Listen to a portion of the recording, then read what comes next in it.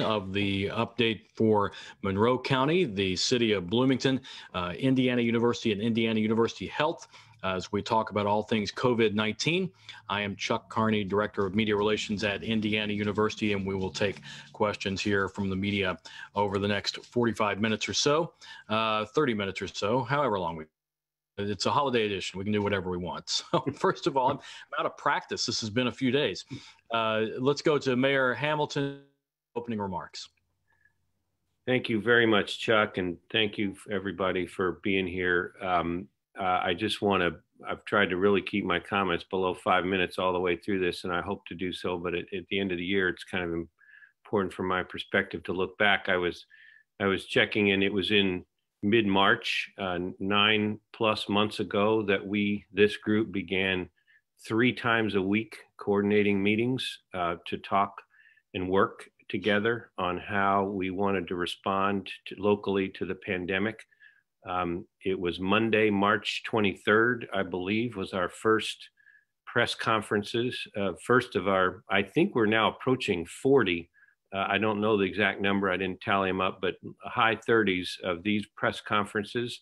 I first thing just want to thank, well, you, Chuck, and the team, Andrew and others who make this possible, and of course, the participants for really important coordination and collaboration through the year, and these regular media availabilities. And thanks to the media for the continued patience and persistence to keep in this. I also think, looking back now at the end of December, if we had known in March, late March, that December would be significantly worse than April, May, June, July, that we would see in November and December dramatically more infections and deaths. I think that would have been an incredibly sobering news at that time. I know we contemplated that possibility, but I think it's important to recognize this has been a really difficult marathon that began with a sprint, and it's been a hard run with fantastic local collaboration. And I just want to thank again all the people on this call, and so many people who aren't on the call who are making really important things happen. Lessons from the year to me, number one is humility, recognizing that we just don't know what we don't know. And this group has done a great job locally of trying to keep talking, paying attention, looking at the facts. It's a lesson that, in March and April, we couldn't predict where we would be in December. We were trying to prepare, as people have done so well, for that. But I think it is a good lesson in humility that this virus does what it does, and wishes or proclamations notwithstanding. I think a second lesson to me is transparency, how important that's been. That's part of why we meet weekly this way, to share data, share what we know, talk about what's going on. It's been so important. It's the reason we now have reported 52 cases in city employment of the infections, just to let people know what's going on, reporting on testing data, numbers and capacities, and where we run into issues or not, we try to share those. And I think that's just been so important. I think another lesson has to be the failure to respond nationally, that we didn't, as a country, really embrace and dig into the masking, the testing, the addressing this as aggressively as I think, looking back, we would see could have been very helpful. I'm not a scientist, and I'm sure there'll be PhDs written about this and studies, but what a difference that could have made if we hadn't been so fractured and it weren't so political, and had been able to take a lot of the steps that we did take, many of them locally. Now, at this point, our community, we are one of only 6 counties out of 92 in the state that are on the state map rated at 2 or below. Those are good orange numbers compared to most of the counties. The other 86 are worse. We're the only urban county in that group of 6 at 2 or below. That's a good sign. It reflects, in my view, the really hard work locally and the great collaboration among our people, our institutions to make that happen. We did have a 2-week period in December when we were averaging 2 deaths a day in Monroe County, an unheard of level that we hadn't seen before. We're back down to a rolling average of 1 death a day, but it's still a very serious situation. As you all know, I'm sure 2 terrible national averages, records set yesterday again of daily deaths and hospitalization levels. It's on the one hand, we're very encouraged, and you're going to hear, I know, about the vaccination rollout, which is so important and so encouraging. On the other hand, we have serious local threats continuing. So moving forward, continuing to have humility, recognizing, we're not out of the woods. We've got to stick to our knitting and doing the right things that we've been trying to do locally, continue to really preach and live the transparency model of sharing data, answering questions as much as we can, and continuing to be proactive, which I'm really glad this county has been to step forward, our community moving forward with controls and steps as we need to. So closing out the year, I'm really pleased to have been part of this group, which we will continue, I expect, for a while, and also very sobered by the position we're in right now with still very serious sledding ahead of us. So back to you, Chuck. Thanks. Okay. You mentioned the county numbers. Let's go to the county health department and check in with Penny Caudle. Good afternoon. I'm going to start with a little bit of good news, and that is that vaccine is being distributed in our county to frontline healthcare workers. They've been receiving vaccinations, and Mr. Shockney will be able to give you an update on that as that is happening through IU Health. But what the vaccine coming in is really doing, I think, is making people very excited. We are seeing a lot of interest in it and people having a lot of questions about when will I get it? How will I get it? So I just want to say a couple of things about that. Supply is still limited. The state and the county will be phasing in who is eligible based on supply and risk. You can check for updates at the state level by visiting coronavirus.in.gov/vaccine, and they will update that regularly. We will also be sharing information as we get it. So we do ask that people are patient as vaccine becomes available for new groups. That information will be pushed out through a variety of means. So we will include the press and the media through these press conferences each week, but we'll also use our website, the state's website. We'll use social media and the county alert system to let people know what vaccine is available, for whom it's available, and how you can make those appointments. Scheduling the vaccine may change over the coming months, and so that will be something that we'll have to get out to individuals as well. So please be patient. Know that we will share information as we have it. Right now, we don't know who that next group specifically is going to be, as vaccine is limited. Those decisions will be made primarily at the state level. They will let us know who's next and utilize a lot of different resources for getting that information out to people. So with healthcare providers, they can use licensing and the hospitals, and they can notify their employees.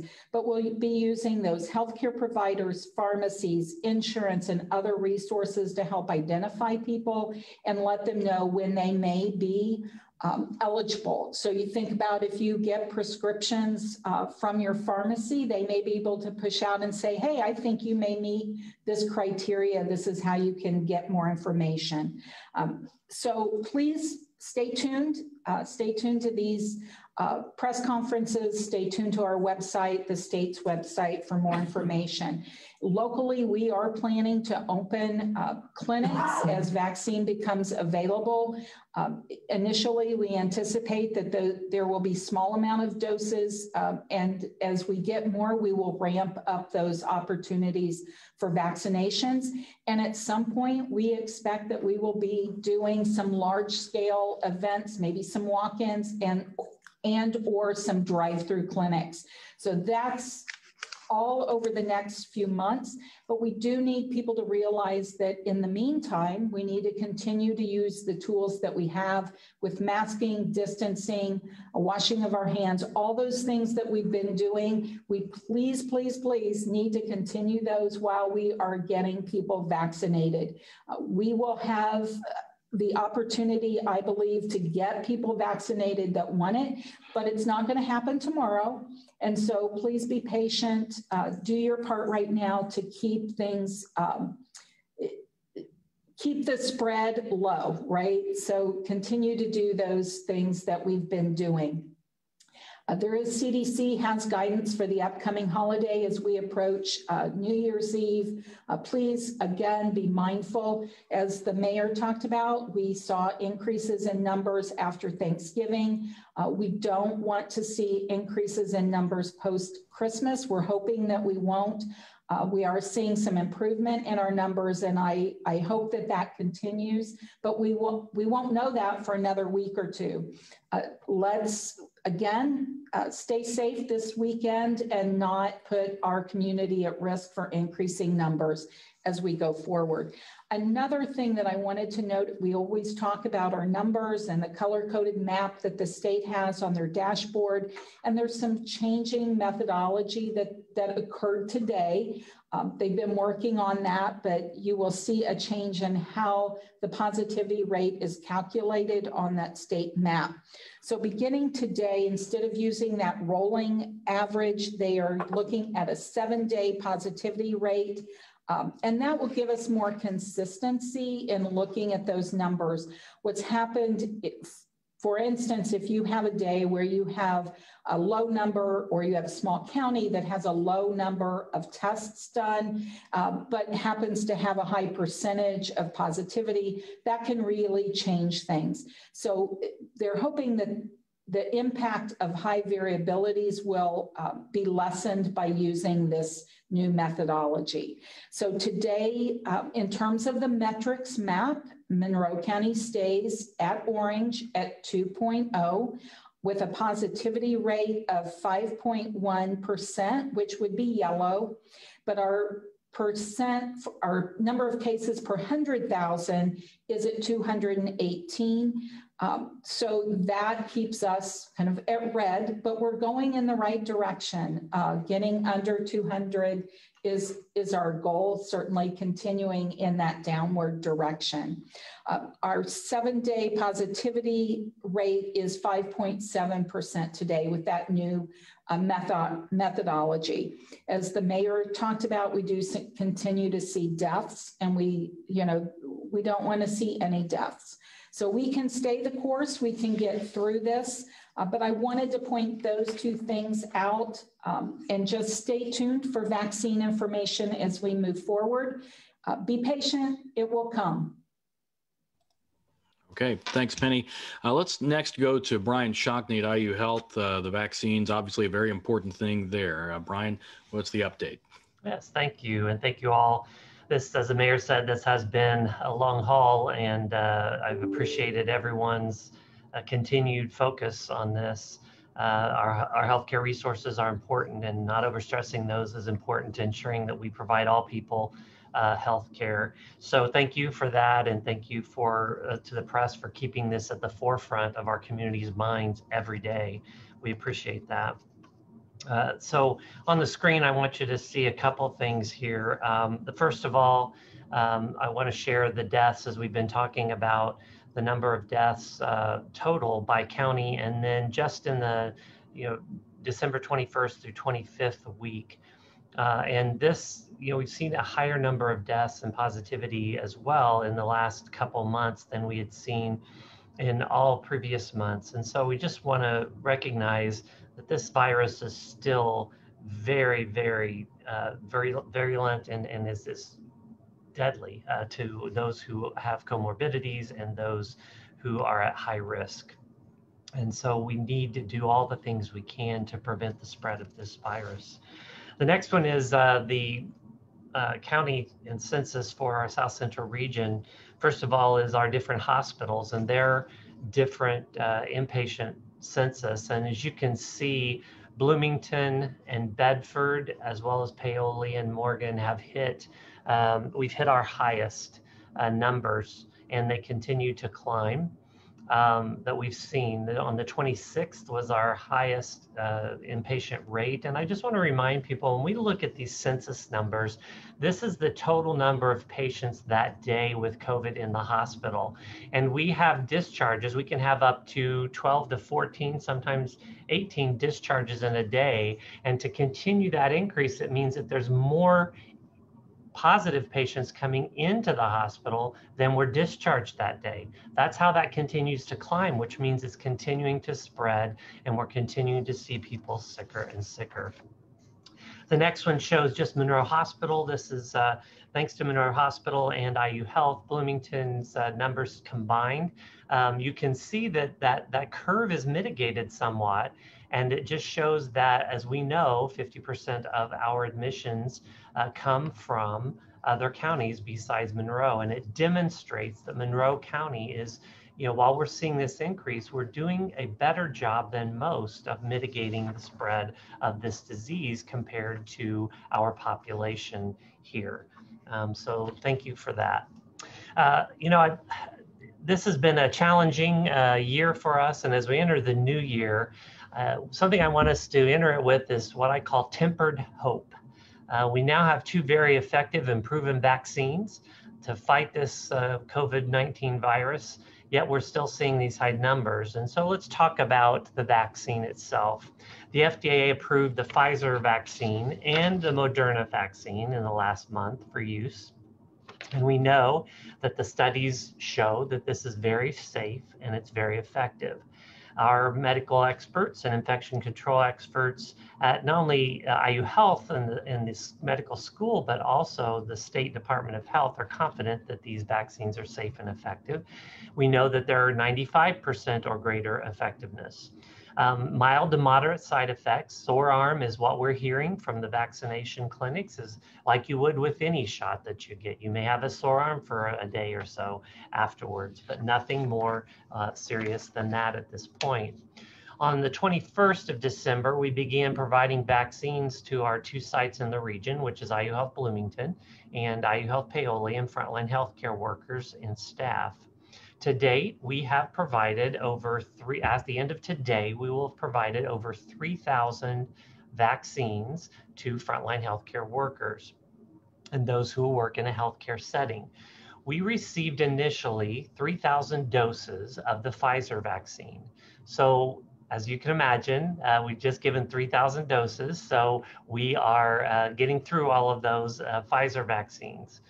In addition, this past week, we received additional doses of the Moderna vaccine. And so that's 4,400 doses that we received. So as you can see, a total of about 7,400 doses that we've received, and we'll have given over 3,000 vaccines. Now, that was just the few days last week that we had with the holiday, and then the 3 days this week. So we're going very rapidly. In Bloomington, it's over 530, 540 per day that we're getting through our clinic. And at Paoli, there's 150 or so slots that we're getting through per day as well. So quickly vaccinating, we will quickly be through a lot of our frontline healthcare workers, hopefully, in the next couple of weeks. And we're looking forward, as Ms. Cottle said, we're looking forward to getting to the rest of the next wave, those who are at high risk, those in certain age categories. So we're excited about how we're getting this done. But also, as the mayor had said, we want to be sure that we are moving rapidly and have the resources necessary to vaccinate the public so that we can have that tempered hope for the future, and that we all quickly can get back to life as whatever this next normal looks like. It's important to understand, even after getting the COVID vaccine, though, that we still have to wear our masks, we have to do physical distancing, and we still have to be very careful about hygiene. We are every team, all those 3,000 individuals who have gotten their vaccine, we continue to remind them of that, and they will continue to practice that until all of us can remove our masks, all of us can let up a little bit on the physical distancing. So that's good news, but please hang in there with us. Stay in the fight with us. And speaking of staying in the fight, we are recognizing our healthcare heroes here across IU Health, and we're calling it Light in the Fight. And the IU Health South Central region, we want to recognize the hard work of our healthcare heroes, specifically during this highest point of our pandemic. And we can think of no better time to do it than during this New Year's Eve week and night. So from 6 p.m. to 3 a.m., you're going to see a large beacon of light shining from the top of every IU Health facility in the South Central region. And we'll all have our LED lights as well. And we're going to celebrate the new year in this tempered hope for a cure, these vaccines, and getting rid of this virus in our communities. But more importantly, recognizing the fight that all of our healthcare heroes have. This is a list of all those healthcare heroes, and we would encourage you to hashtag Light in the Fight. And recognize a healthcare hero that you know that you can recognize over the next 48 hours as we celebrate with our heroes.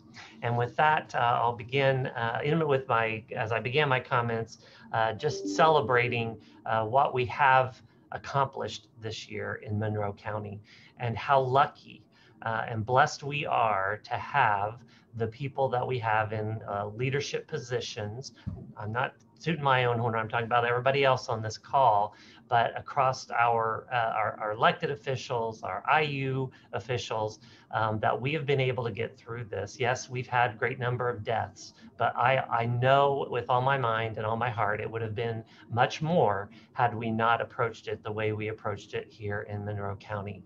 So we are all very lucky and blessed to have what we have had to go through and get to where we are today. So I encourage you all, again, keep the fight going, don't let up. We can see the end, we can see the finish line, and thank you, and I'll take comments at the end. Okay, let's next go to the Monroe County Board of Commissioners and Julie Thomas. Hello, everyone, and happy holiday season to you all. Just a few things to report today. We are continuing to offer grants from CARES money to local businesses and social service organizations. The last total we received, with a little holiday scheduling issues, the last total we received is $365,331. That's direct funding to keep our business and community in a great shape, and to keep our social services providing that safety net that we all depend on. Taxing units have received over $85,000 as well. So if you are a business or social service organization and you need assistance for a non-payroll related expense due to COVID, please check out co.monroe.in.us and be sure to fill out the forms and send your receipts in, and we will get that turned around as quickly as we can. There's a bit of a delay with the holiday and the new budget year, but we are making this a priority. So we're doing everything we can to get this money out as quickly as we can, because we know you need it. Also, for those who have been paying attention, we do have a township assistance fund that the county has set up.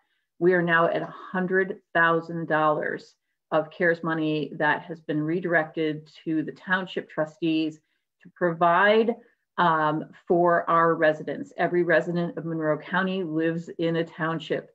If you are struggling to pay for your necessities like rent, utilities, and things like that, please contact your township trustee as soon as possible for assistance. They have the funding, but you have to make the call, and the sooner you do it, the better.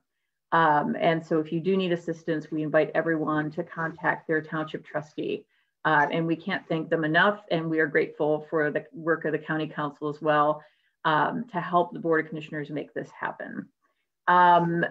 Just a couple of notes. We're all sort of feeling a bit nostalgic and sentimental, and I wish we were all in the same room, as I've wished all year. But I do want to thank everyone in the community for everything they've done to help us get through this. Especially, we have to remember our first responders, all of the workers in the field of healthcare, all of the essential workers, people who are keeping our community going, and doing such a great job. We are a resilient community, and I hope that you do take some time during this very somber holiday period to celebrate your resiliency. We've had to deal with losses and anxiety, and it's been a tough year.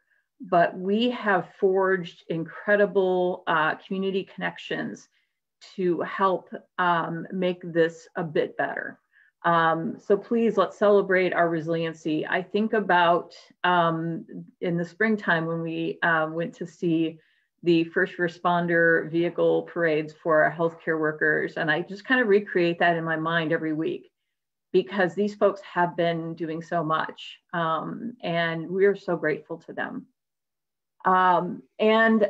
Just wanted to ask folks to consider, if you have the funds available for from your family, to please consider a donation to food banks, shelters. There is so much need out there, and we are doing everything we can to help them. We've provided direct funding to the food bank, Mother Hubbard's Cupboard, and Pantry 279. We've also worked with the city to ensure that there is a women's shelter this winter, but we can't do it all, and we need your help. So if you have that money available, please consider a year-end donation. They sorely need it. But while we're continuing to say, wear a face covering, keep physically distanced, wash your hands, that mantra is going to go on for a while. But look backwards and think about how much you've been able to do. This is not the time to give up. This is not the time to lose interest. With the mutations, with the high numbers we're seeing elsewhere in the country, this is a time to reevaluate any way that you can reduce your numbers of trips out of the house, to reduce your exposure, to reduce your risk for you and your family. So a big thank you to everyone in this community who we have really banded together and done some great things. And I want to thank each and every one of the folks on this call.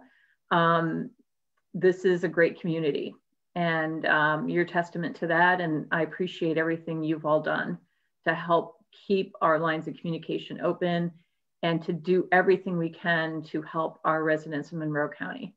So Happy New Year. Thank you. Okay, next to Monroe County Emergency Management Director, Allison Moore. Thanks, Chuck. As we go into this next year, hope is definitely something that we must have. And we are such a blessed community. I am so fortunate to be able to work with these colleagues and amazing first responders that have not given up, as Commissioner Thomas said. And we are by far blessed in this community, but it does take us all.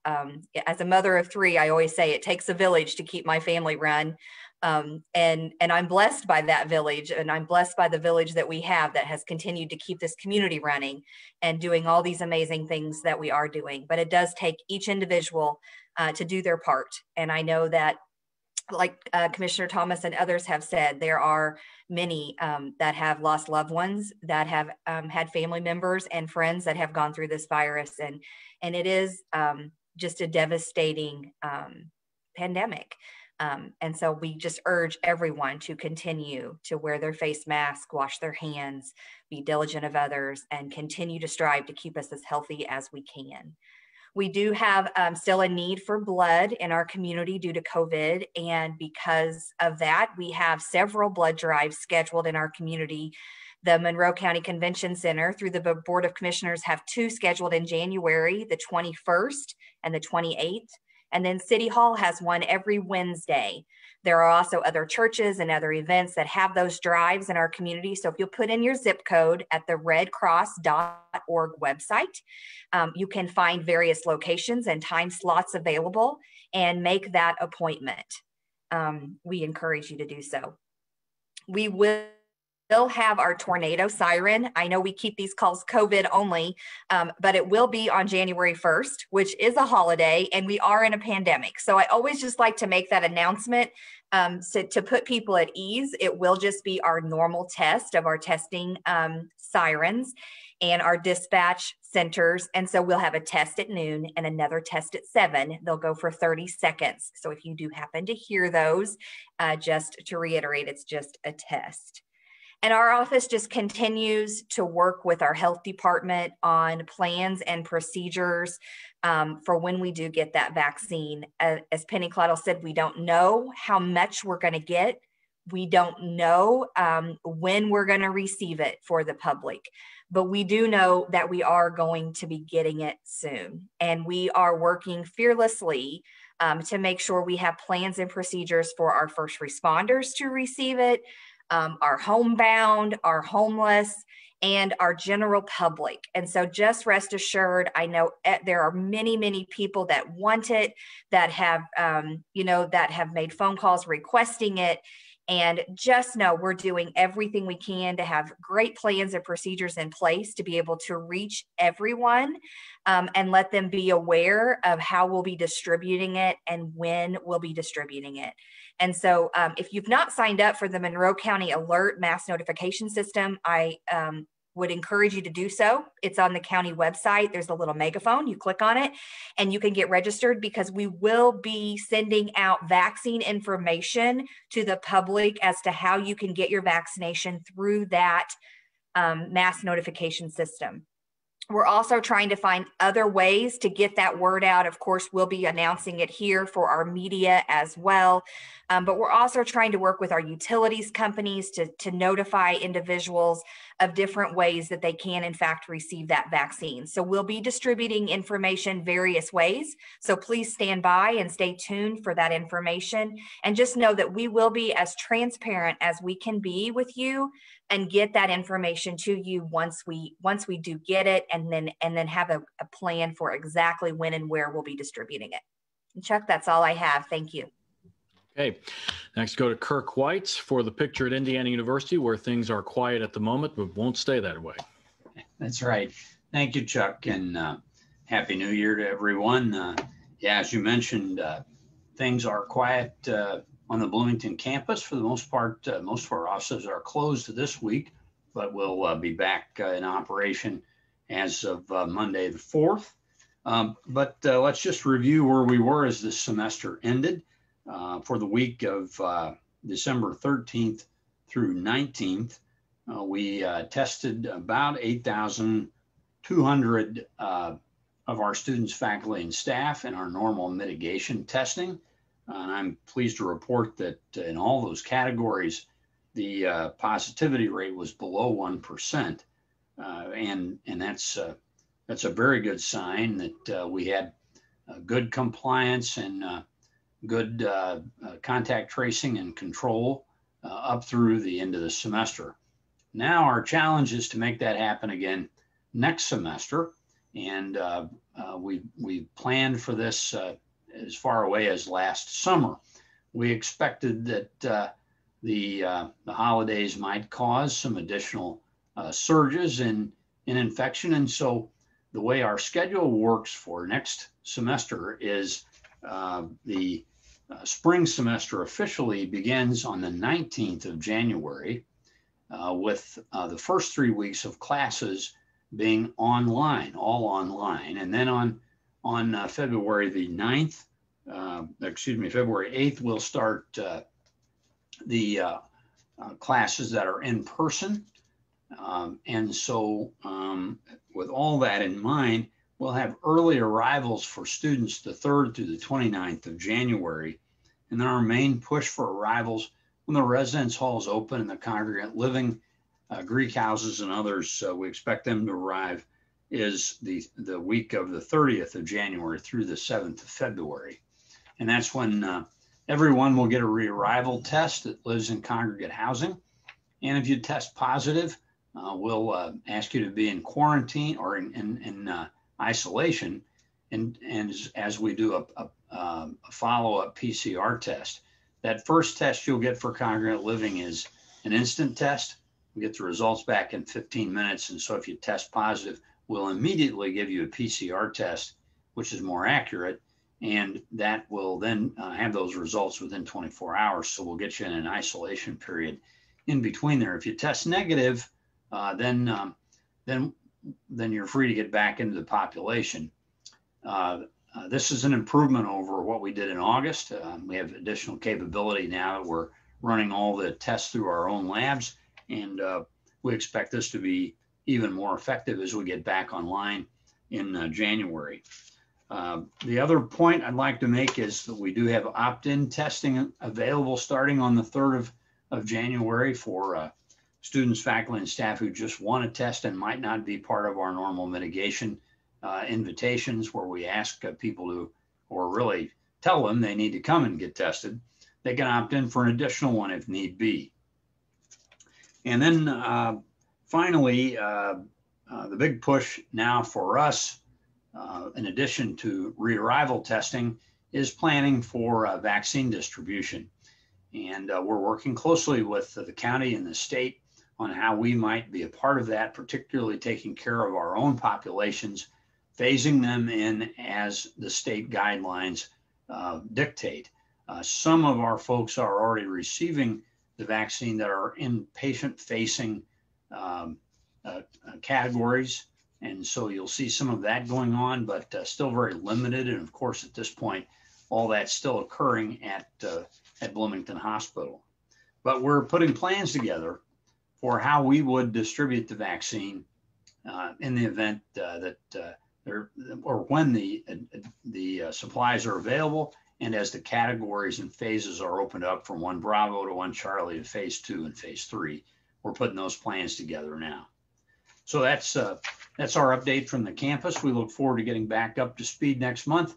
But again, somewhat in a phased approach, expecting there possibly be additional surge or infection after the Christmas and New Year's holidays. Thank you very much. All right, thanks, Kirk.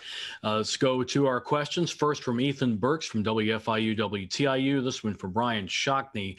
With over 3,000 healthcare workers already vaccinated, do you have a rough estimate on how many more still need to be vaccinated? Yeah, so just for Monroe County and our region, we know there's at least 10,000 that we need to vaccinate, but it's a little more complicated to get to a number. And let me just quickly say why. For example, we have several people who work here at IU Health Bloomington that drive from other counties and other locations to work here. Their numbers are identified in the county in which they reside. It's based on their home address. And I will say that there are invitations going out to all licensed healthcare workers between now and Monday. So by the end of Monday, anyone who is a licensed healthcare worker in the state of Indiana will have received an invitation to get their vaccine. And so I may live in another county and work at IU Health, but I may walk across the street from the hospital and get my vaccine. And that the opposite happens as well. So we are trying to monitor those. State Department of Health is looking at those numbers, and hopefully we'll be able to have a dashboard coming soon that we can look at and know what % of the healthcare workforce we are vaccinating. For us as IU Health individually, what we're doing is every time one of our employees go through, we get their badge, their IU Health email, so that we can at least have a rough estimate of how many of our IU Health employees we are vaccinating, to get a rough estimate. It's going to be a little off, but at least a rough estimate of our own employees that are vaccinated. Okay, question for still Brian and also Penny Caudle. How will people with pre-existing conditions and or at high risk be able to schedule a vaccination appointment? How can they do so? Well, there are a couple of things about that. We don't know when they will be eligible yet. That will come. Right now, there is a scheduling platform and an invitation that will go out. The state is, as I mentioned earlier, using a variety of resources to identify people in various categories. But as we talk about people with pre-existing conditions, they may be contacted or get that link through their healthcare provider. They may get it through their pharmacy or their insurance company. Or other means. So there are a variety of things that are being looked at and are planned to be used to get that information out to individuals.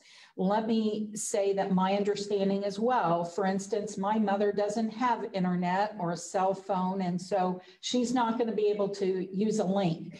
But I pick up her prescription. So if that link comes through, we can still get her scheduled and get her taken care of that way. Part of our plans also are, as I mentioned, kind of my mother who is older. And so we're planning on how we can take vaccine to senior living facilities and reach populations that will not be able to come to us. So there will certainly be many people who are over the age of 75 and have underlying health conditions that are able to travel and get vaccinated. But there will be some who are unable to do that. And so that's part of the planning that we're doing. Again, it's kind of a jigsaw puzzle a little bit because we don't know how much vaccine is coming and those kinds of things. As we move through this, that process may change somewhat. And at some point, when this is opened up to everybody, it is most likely that the link is there and you can go and make your appointment, and then you'll be able to go and get vaccinated. You won't have to be sent that link.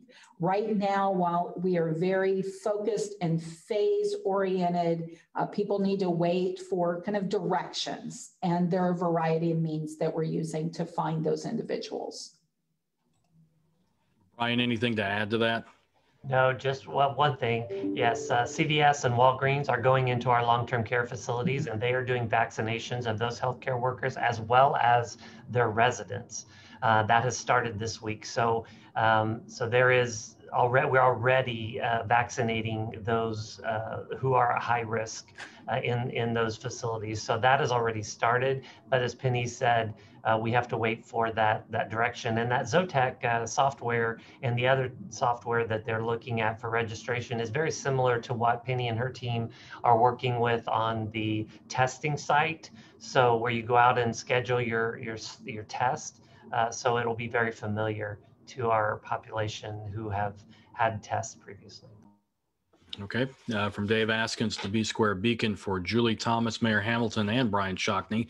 Can local first responders and frontline healthcare workers be required to be vaccinated? And if not, do we know any raw numbers or percentages of people in those categories who have chosen to be vaccinated, or do they even have to say whether they've been vaccinated?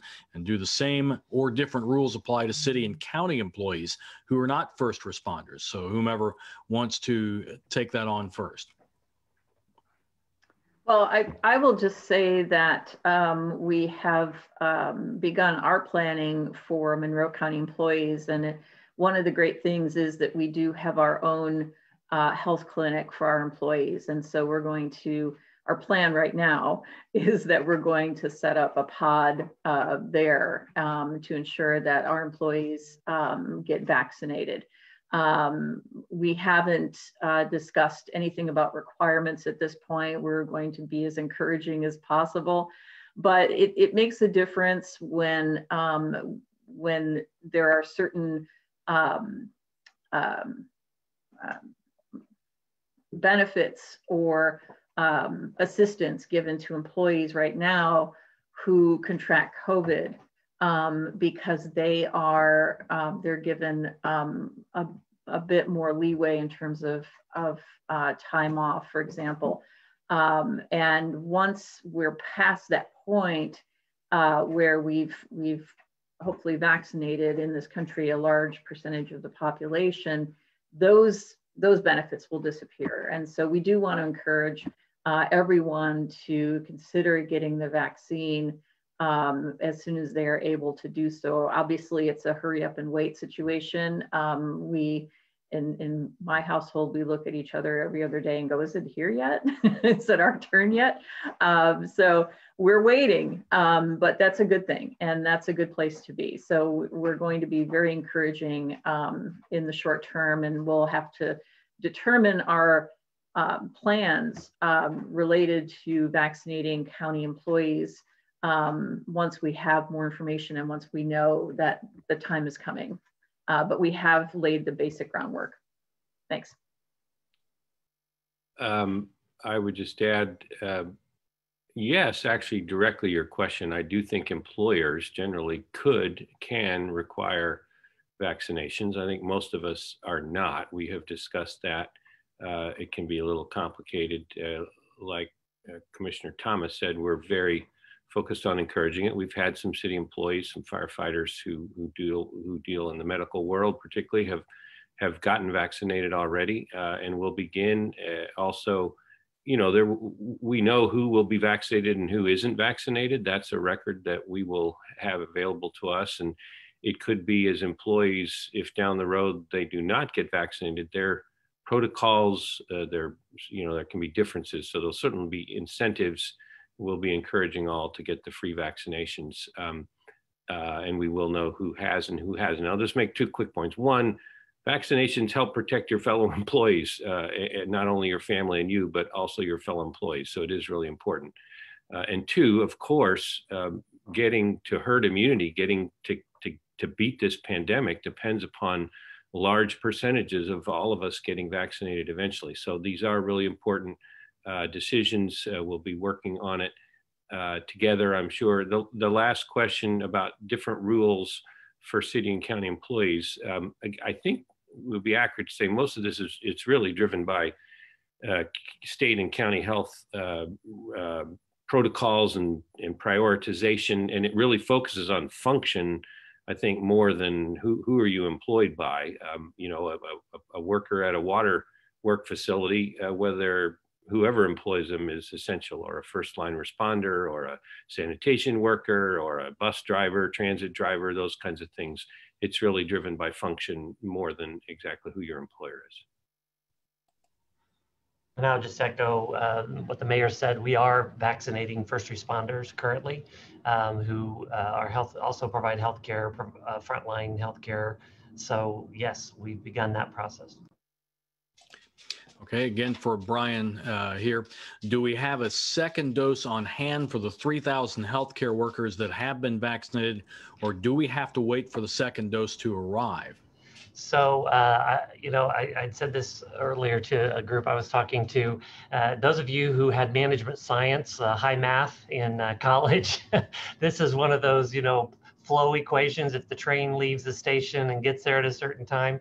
So there's a lot of engineering and numbers around this, but we continue to get supplies of vaccine, and that is being built into the equation so that so on the 14th of January, we will begin vaccinating second rounds. Of February, we'll begin that second round of dosing. And so when we start that second round of dosing, we continue to get a shipment. So yes, there will be Pfizer vaccine available for those who got the first dose, and Moderna for those in the future, 21 days and 28 days later. So that's all in the plan. The good news and how this works with the Zotec software that the State Department of Health has, they're able to see every vaccination site's schedule, and they continuously look at the number of people each day that got their vaccine, what vaccine they got, Pfizer or Moderna, and when they will get it 21 days or 28 days later, because we schedule your visit, your second visit, before you leave from the first one. And so we know with that predictive analytics, that management science, we know what needs to be in inventory to be able to provide that. So yes, everyone who got their first dose, there will be a second dose waiting on them. And it goes back to what Penny Cottle was saying regarding this has to be a very planned approach, and we can't do everybody at once, or you do run into those risks of not having vaccine at certain sites or certain vaccines available for those who had their first dose. So the state is being very good about how they're rolling this out, and their planning and connections with the software is making sure that vaccine doses arrive on site to make sure that they fulfill the obligations of those to get their second dose. And do we want to clarify, Mayor Hamilton, you put in the comments that think Brian may have meant the second round of Pfizer vaccine started mid-January, 4 weeks after the vaccinations began. That's correct. That is correct. Sorry about that. Yes, it would be the Pfizer vaccine that will begin midweek January, giving second round. Okay. Again, from Dave Askins for Julie Thomas, asking what is the status of the women's shelter opening? Yeah, I saw that question, and I contacted a few folks to verify. It was more than a week ago that the shelter opened, but we don't have a number of attendees residents right now. Okay. But it is open. It has, I think, about 40 beds that the county and city are supporting with Wheeler Mission staff. So that's a good thing in these cold weather days. Again, from Dave, this is for anybody here. Among the pre-filed bills for the 2021 General Assembly are three that are related to COVID-19. Senate Bill 47 would allow a pharmacist or pharmacy technician to administer the COVID vaccine. Senate Bill 48 would limit the duration of COVID-19 health orders issued by a county health official or officer to 14 days unless they're signed by the county executive. And House Concurrent Resolution 2 would terminate the governor's health emergency order related to COVID-19. And his question is, are any of these proposals important enough for local officials to lobby the legislature for or against? And if so, what will the specific mechanics be of that lobbying effort? Well, I can start if that's all right. I would say that it's a lot of phone calls and committee meetings in our future, but it's worrying to see the direction of some of that legislation, because we're in a public health emergency, and now is not the time to determine that we don't have the right to have a public health order, et cetera. I will say here in Monroe County, just to put people's minds at ease, if there are any concerns about that second bill that was mentioned, that indeed we have been in the loop with our health department throughout this entire pandemic, and we've been aware of and have contributed ideas and talked about these health orders before they've been issued. Now, we did have our own emergency order early on, but there are a lot of things that may be unintended consequences that the bill's authors have not considered. For example, the fact that we're continuing to hold our public meetings via Zoom because it's not safe to gather in a meeting space. And that's something that we can only do because the governor has issued an emergency order. Unless they're going to handle all of these other things, and that's just one example, I won't go into all of them. Unless somehow all of these other issues are going to be handled or given to the counties to handle individually, I think there could be a lot of unintended consequences with these bills. And so I applaud having more technical assistance to administer the vaccine. I think that sounds good, although I'm not in the medical field and I don't know. I would defer to my colleagues in public health and at the hospital for that one. But I am just concerned that at a time when we're in the middle of a public health emergency that's only appears to be getting worse in Indiana rather than better, why anybody would think it's a good idea to limit the ability to protect people's lives. I don't get it. But I can see a future with a lot of calls and a lot of committee meetings. Mayor Hampton. Yeah, what I would add to that is local health department, we're really restricted from lobbying, but I can advocate and educate. So what I would say in those terms, pharmacists already do a lot of vaccinations, and Dr. Box and the state have a long list of people they have given permissions to vaccinate for COVID-19.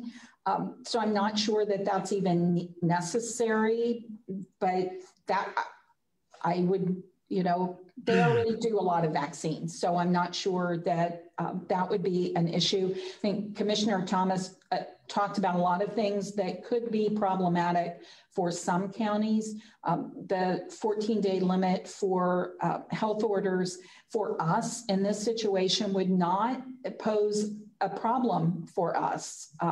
However, what it does do, and the issue from a logistical standpoint, is that there's a lot of processes and meetings and agenda requests and staff time. And I think earlier we talked about how limited staff are at local health departments. And so sometimes, for instance, when you know, early on, health orders locally changed frequently because information really was changing rapidly. And as we have come into a place where we know we need masking, that's not changing for a while, right? The need to have to reissue those things every 2 weeks could be very problematic for some health departments. Just from a staffing and time perspective. Then if you have a county who the health department, the health officer, and the elected officials are not seeing eye to eye, that could create challenges as well. So those would be the concerns that I would have and that I would share from an educational standpoint on those. Yeah. I don't know if Brian wants to say anything, but thank you, Dave. First, it's helpful to get this list of bills. I hadn't gone through those, but oh man, a couple points. I'll be a little more frustrated maybe. This looks to me like a group of people that are looking to say no when we need to be saying yes. I am not aware of major problems where our governments move too fast. In fact, it's just the opposite, that we didn't move fast enough at the state level. And I think in many counties to move aggressively to respond to this health emergency. Of course, we work very closely, I know, at the county level and the city level between executives and legislative and other entities, which is a good thing. But my goodness, this legislature does not need to try to slow things down or make it more difficult. And the idea of a legislature trying to do the detailed work that it took to put in place the kind of orders is just a crazy idea. Here's something they could do. Here's something they could do. They could fund our public health system appropriately. That would be a good thing for the legislature to do. And I don't know if others want to jump in about it, and it's fine if you don't. But, you know, that's legislatures don't need to micromanage the response to health, but they absolutely should and could step up to say, what did we learn? And let's fund our public health system decently instead of being at the bottom per capita in the country. That's all I have to say. Thank you. I do want to weigh in as well. I think that we have proven here in Monroe County, and other counties have too, proven that the local authority and the local decision-making is best. And I'll leave that at that. Second of all, I concur with the mayor, and this has been a platform of mine for some time. I've been in healthcare 35 years, and I've yet to see us as a state fund public health at the level it needs so that we can improve the health of our state. Not only are we low per capita, but we have some of the worst health outcomes in the nation as a state. And the only way we're going to make that change is to be able to not do things that hurt that and have unintended consequences, but do things that improve that and support the efforts. And so I don't know the details of the bills, but I'll leave it at that. Okay. One last thing from Dave Askins, a clarification question for Brian. Just to clarify, the firefighters who were vaccinated got vaccinated because they're medical responders. He's asking if that is correct. And do police officers and sheriff's deputies also qualify based on the fact that they render medical treatment if they're the first on the scene? Yeah, so we did start vaccinating those who were medical, but we also are vaccinating all those. They should have received an invitation from their governing agency. So yes, it was EMTs, paramedics, fire departments, but we are also vaccinating all those who are considered first responders. And we've already started vaccinating some of those as well. So they should have gotten an invitation. If they have not, they can reach out and we'll make sure that they get the invitation. But they should have gotten an invitation from their governing agency. Okay. That is all the questions we have as we have hit the full hour, as it turns out, and we will be back at our normal time, 1:15 next Friday. That is January 8th. And so we will see you then for our next update on COVID-19 here locally. Thanks, everybody, and Happy New Year. Happy New Year. Thank you. All right, at 2020. Thanks. You all be safe. Happy New Year. Open your doors. Be well.